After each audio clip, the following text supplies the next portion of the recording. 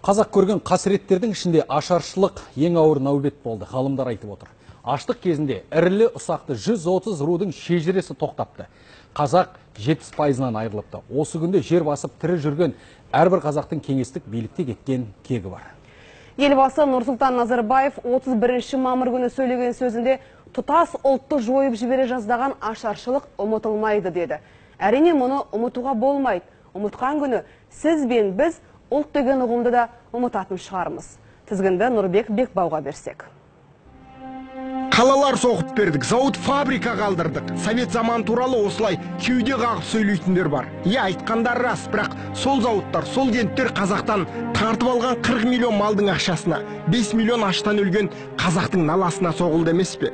Былай ғой, Сталин ксроны мешеу елден зауыт фабрикасы бар мемлекетке айналдырғысы келді. Бірақ сайман техника сатып алатын бюджетте бір тиын жоқ еді. Мұртты көсем, керек ақшаны халықты тонау арқылы таппақ болды. Сол үшін ұжымдастыру деген саясат ойлап тапты. 100 ауылдың күшін біріктірсек, өнімділігі артады деп соқты. Большевиктер әлгі жеке шаруа қожалығын жойып, оның орнына ірі ұжымдық шаруашылық құрамыз деді. Идея жақсы. Ірі шаруашылық, ол өнімділік жағынан да, тиімділік жағынан да алда тұрады. Ал енді, бірақ соны іске асыру, бұл енді ешқандай өлшемге әділеттілікке сыймайды. Не керек колхоз дейтін резервацияға қазақты қамағасын малының бәрін үкіметтікі деп жариялады. Сосын скотовод, овцевод, Москва мясасынды қасапханаларды салып тастап, қазақтың малын сұраусыз сойып соғымын Еуропа елдеріне сатты. Түскен ақшаға зауыт фабриканың жабдықтарын сатып ап жатты. Қасапханалар ет дайындауда осылай рекорд орнатып жатқанда қазақтар шетте аштан қырылып жатты. Ауылға жолықтық, бір ауыл екен, сонда барып кішкене жан сақтадық. Сонда мал сойып жатыр екен әгі ауыл.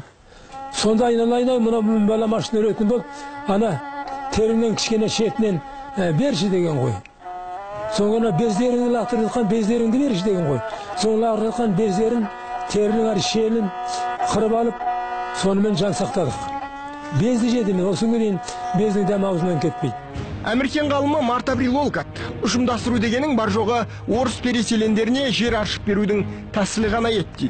Жер аршу дегеннен шығады. Колхозға дейінгі қазақ ауылдар далада қандай тәртіппен орналасушы еді? Ортада малшы жалшысы бар атаның үлкен шаңырағы орнығатын, ал енші алысқан балалары 2-3 шақырымға кетіп, олар да ауыл боп айнала қонатын. Сосын 30-40 шақырымнан кейін тура сондай қара шаңырақ ауылды көретін ек.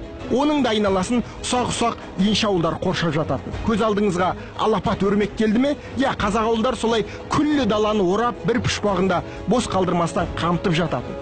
Ұжымдастыру науқаны бүкіл даланы бүркеп жатқан осы ауылдарды сыпыра қуып, бір жерге әкеп үйіп тастау саясаты болды.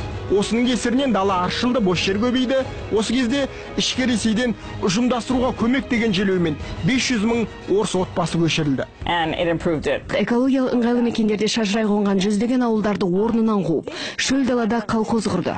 Осылайша қазақ жерінен айырылды. Артынша үкімет малды да тартып алды. Жерсіз, малсыз қазаққа аштан өлуден басқа жол қалмады. Ақтылы малын тартып ап, өзін қырып жатқанда қазақтар қарап қалмады. Қол жинап коммунистерге қарсы соғыс ашты. Алайда ала-құлақ аруланған азғантай қазақ не істей алады?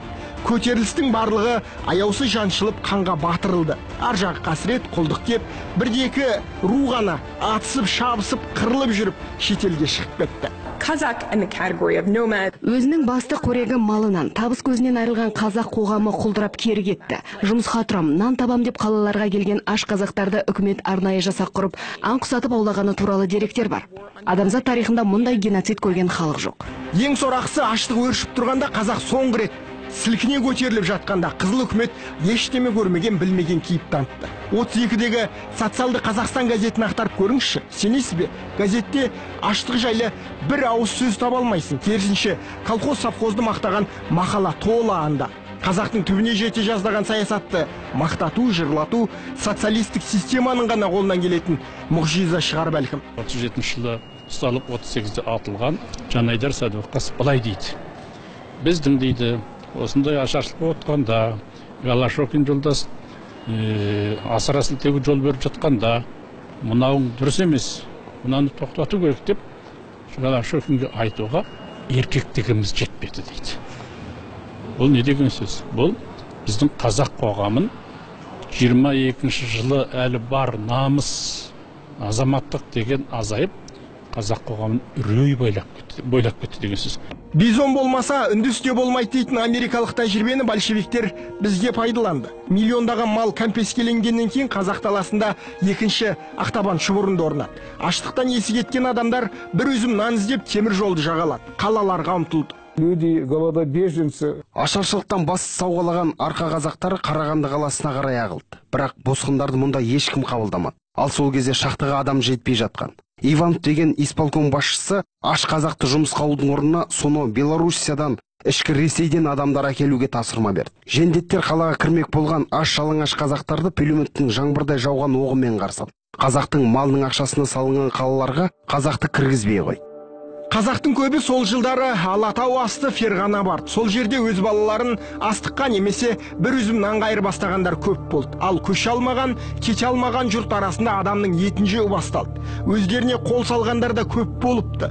Кім білет, осылай істесем, көңілдегі күнәһар ойды көрге ала кетем деп ойлаған шығар о кісілер. Я, ашаршылық қазақты мүлдем басқа халыққа айналдырып жіберді. Әсіресе ұлтымыздың руханияты санасы қатты мертікті.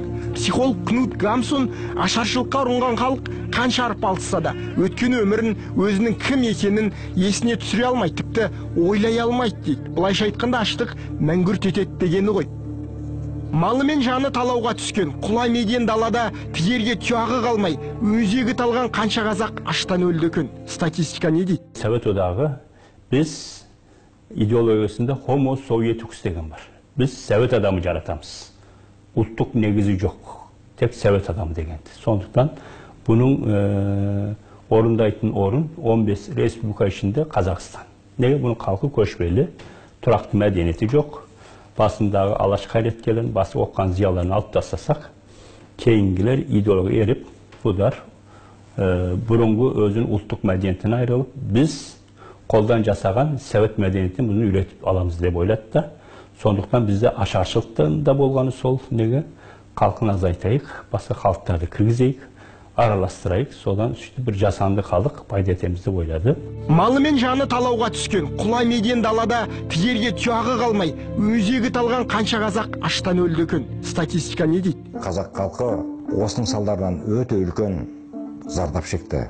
1911 жылғы жасалған санақ бойынша қазақ халқы сол кездерде түрік халықтарының ішінен Осман түріктерінен кейінді екінші орын алып тұрған екен. Сол кездерде қазақтардың саны 8-8,5 миллион болған екен. Ал осы ашаршылықтың салдарынан 1939 жылы жасалған санақ бойынша қазақтардың саны күрт түсіп 2-4 миллион қазақ қана қалған екен. Яғни біз сол ашаршылық жылдарында өзіміздің халықтың 70%-ын жоғалтқан екенбіз. 70% қазақ ішерге ас таппай қырылғанда қалған. Енді осы адамдар тірі болғанда дүниеге қанша ұрпақ шашар еді, ал ол ұрпақ өз кезегінде дүниеге тағы қанша ұрпақ келтіретін еді. Ақырында біздің санымыз қанша болар еді. Мына кең даланы лықа толтырып отырар ма еді? Кім біледі? Оны ойлаудың өзі қасірет. Шамамен біз 60 миллионға барып қалар едік.